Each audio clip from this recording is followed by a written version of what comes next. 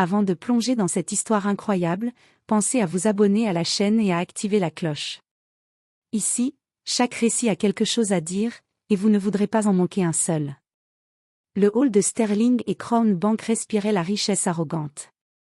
Marbre italien au sol, colonnes imposantes, lustres en cristal suspendus comme des trophées de pouvoir.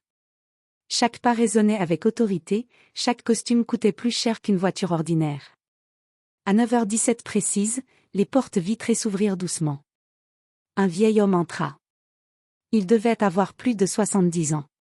Sa peau noire portait les marques du temps, creusée de rides profondes, mais son regard était étrangement calme. Lucide. Tranchant. Il portait un manteau brun trop large, visiblement ancien, et tenait un sac en toile usée, serré contre lui comme un objet précieux. Les conversations s'éteignirent une fraction de seconde. Puis reprirent, accompagnés de regards en coin. Encore un sans-abri qui cherche la chaleur, murmura un employé en ajustant sa cravate. Le vieil homme avança pourtant avec assurance, comme s'il connaissait l'endroit par cœur.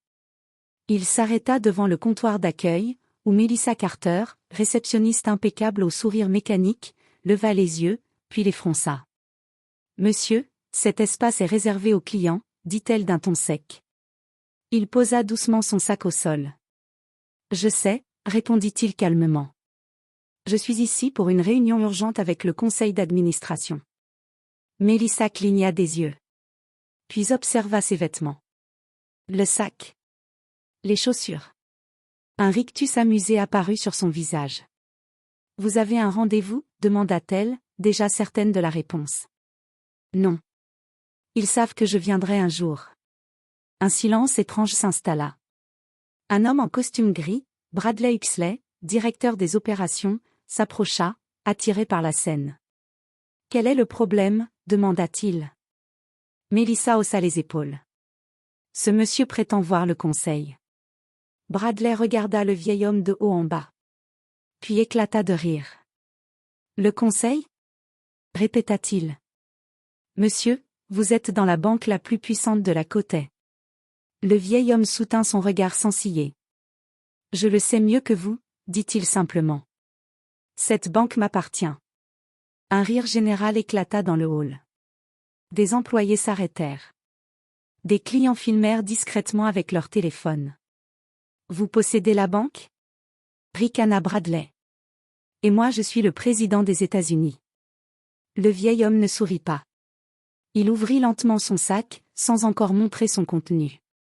« Appelez le président du conseil » dit-il d'une voix posée. « Dites-lui que Samuel K. Whitmore est revenu. » Le nom tomba dans l'air comme un coup de tonnerre étouffé. Personne ne réagit immédiatement. Mais quelque part, très loin au sommet de la tour, un homme allait bientôt blêmir en entendant ces mots. Et ce jour-là, tous ceux qui riaient allaient comprendre une chose. On ne se moque jamais d'un homme qui n'a rien à prouver. Le rire ne s'éteignit pas tout de suite. Dans le hall de Sterling et Crown Bank, les employés riaient ouvertement maintenant. Certains tentaient de cacher leur amusement derrière une fausse toux, d'autres ne faisaient même plus l'effort. Le vieil homme, Samuel K. Whitmore, restait immobile au milieu du marbre froid, son sac posé à ses pieds, comme une encre silencieuse. Bradley Huxley croisa les bras, savourant l'instant. « Écoutez, monsieur Whitmore, » dit-il avec un sourire condescendant, « nous avons des clients importants ici. Des gens qui manipulent des millions. Vous comprenez ?» Samuel hocha lentement la tête. « Parfaitement. »« Alors cessez ce numéro » poursuivit Bradley. « Vous perturbez le fonctionnement de la banque. » Melissa, la réceptionniste, appuya sur un bouton sous le comptoir. « La sécurité arrive » annonça-t-elle d'une voix neutre, presque satisfaite. 2 agents de sécurité apparurent rapidement. Grands, larges épaules, regards déjà lassés. L'un d'eux s'approcha. « Monsieur, vous devez quitter les lieux. » Samuel leva enfin les yeux vers lui. « Avant de me faire sortir, » dit-il calmement, « je vous conseille de vérifier ce nom. » Il répéta, plus lentement. « Samuel K. Whitmore. » Le garde hésita une fraction de seconde, puis secoua la tête. « On n'a pas le temps pour ça. » Bradley éclata de rire de nouveau. « Vous savez quoi, dit-il en se tournant vers les employés. C'est la meilleure blague de la semaine. Un jeune analyste murmura à son collègue. Il croit vraiment posséder une banque. La vieillesse, répondit l'autre. Ça fait perdre la tête. Samuel ferma les yeux un instant. Pas de colère. Pas de honte. Juste une profonde lassitude. J'ai fondé cette banque quand vous étiez encore à l'école primaire, déclara-t-il enfin. J'ai signé les premiers statuts à la main. J'ai choisi ce nom. Bradley tapa dans ses mains, moqueur. Magnifique! S'exclama-t-il. Et moi j'ai bâti Wall Street avec un crayon magique. Les téléphones étaient désormais levés. Une femme chuchota. Regarde-le. C'est triste, répondit un homme. Les agents de sécurité saisirent doucement mais fermement Samuel par les bras. Son sac tomba au sol. Un cliquetis métallique résonna. Tout le monde se figea. Le sac s'ouvrit légèrement, laissant apparaître un dossier épais, jauni par le temps, avec un sceau officiel ancien, et un nom imprimé en lettres capitales. Mais personne ne prit encore le temps de lire. Emmenez-le dehors, ordonna Bradley. Avant qu'il ne fasse un malaise. Samuel se laissa guider sans résistance. Juste avant de franchir la porte, il se retourna. Son regard balaya le hall. Les rires. Les caméras. Les visages hautains. Quand vous comprendrez, dit-il doucement, il sera trop tard pour vous excuser. Les portes se refermèrent derrière lui. À l'étage supérieur, dans un bureau luxueux, le téléphone du président du conseil commença soudainement à vibrer. Et le nom affiché à l'écran lui glaça le sang. Au 48 étage de la tour Sterling et Crown, le silence régnait dans le bureau tapissé de bois sombre de Richard Alvorsan, président du conseil d'administration. Un homme puissant. Redouté. Intouchable, pensait-on. Son téléphone vibra une seconde fois sur le bureau. Richard fronça les sourcils, agacé, puis jeta un œil à l'écran. Le sang quitta son visage. Samuel K. Whitmore. Ses doigts tremblèrent légèrement. Impossible, murmura-t-il. Ce nom n'apparaissait plus dans aucun document officiel. Il avait été effacé, enterré, soigneusement oublié. Mais Richard le connaissait. Tous les anciens le connaissaient. Samuel Whitmore n'était pas un mythe. Il était l'origine. 35 ans plus tôt, alors que Sterling et Crown n'étaient qu'un petit établissement bancaire au bord de la faillite, c'est Samuel qui avait injecté les premiers capitaux. Samuel qui avait convaincu les investisseurs. Samuel qui avait sauvé la banque lors de la crise de 2008, avant de disparaître. Officiellement, retraite discrète. En réalité, éviction silencieuse. Richard se leva d'un bond. Appelez la sécurité du hall, ordonna-t-il à son assistante. Tout de suite. En bas, les portes automatiques s'étaient refermées derrière Samuel. Il se tenait sur le trottoir, droit malgré son âge, tenant son sac récupéré, observant les passants indifférents. Un agent de sécurité lui lança. « Bonne journée, monsieur. » Samuel sourit faiblement. Oh, elle ne fait que commencer. À l'intérieur, Mélissa sentit soudain son estomac se nouer. Le rire avait cessé. Une rumeur parcourait le hall. Le président du conseil arrive, maintenant. Les ascenseurs privés s'ouvrirent brusquement. Richard Alvorsan apparut, livide, cravate mal ajustée, regard paniqué. Il balaya la foule.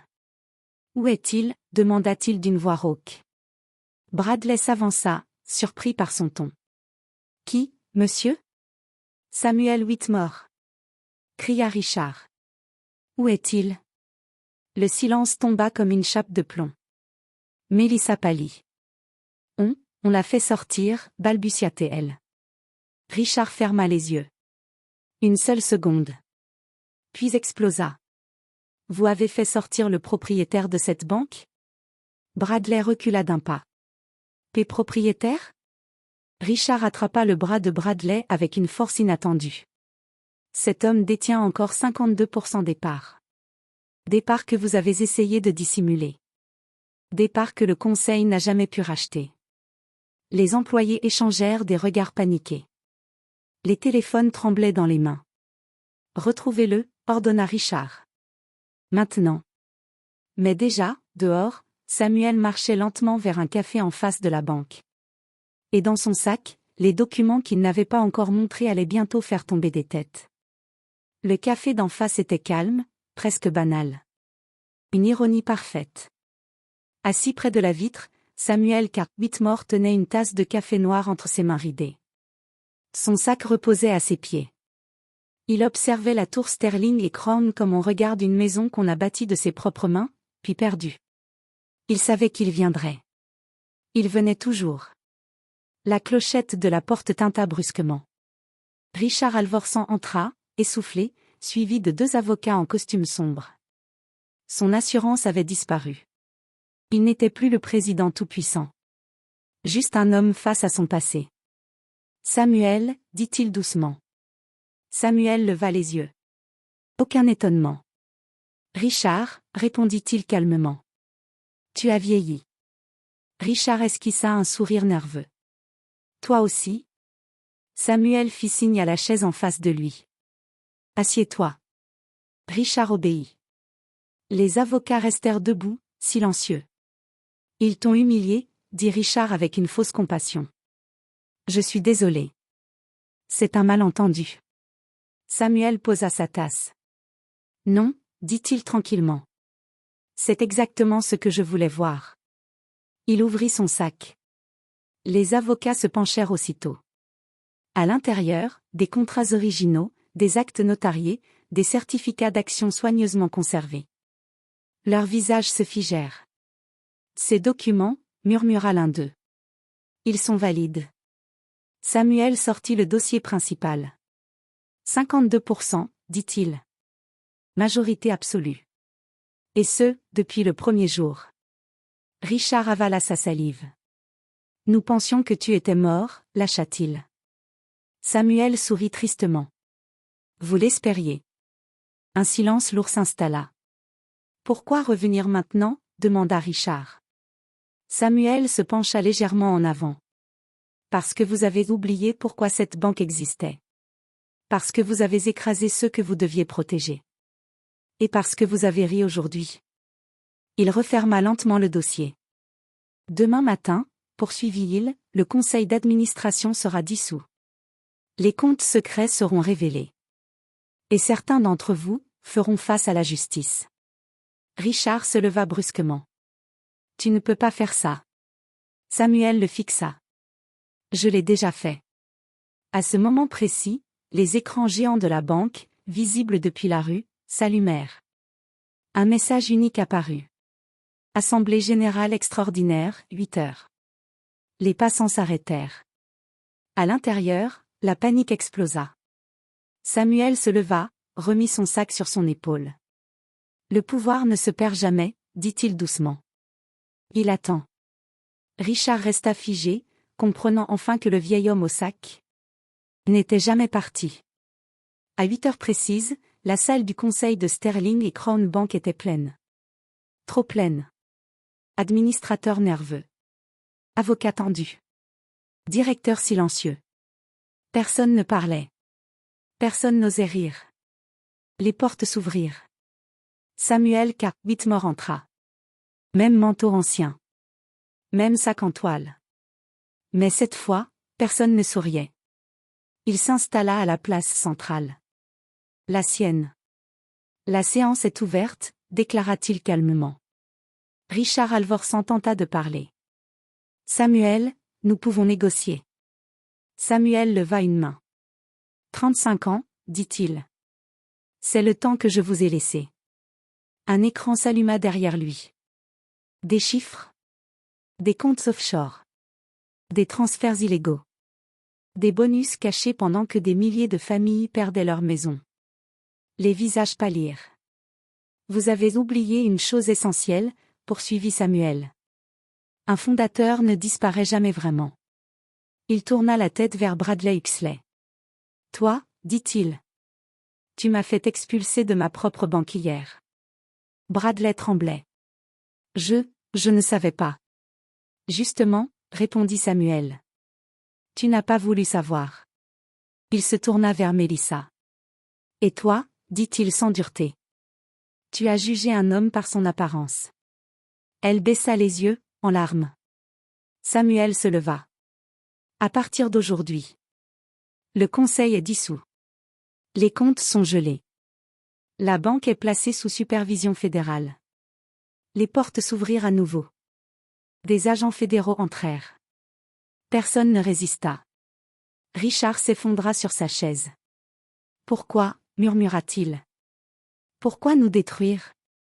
Samuel s'approcha de lui. Je ne détruis rien, dit-il doucement.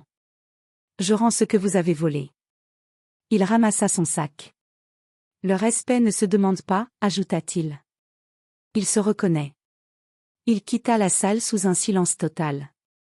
Dans le hall, là où on avait ri la veille, les employés baissèrent la tête à son passage. Et ce jour-là, Sterling et Crown Bank apprit une leçon simple et éternelle. On ne se moque jamais d'un homme tranquille, surtout quand il n'a rien à prouver.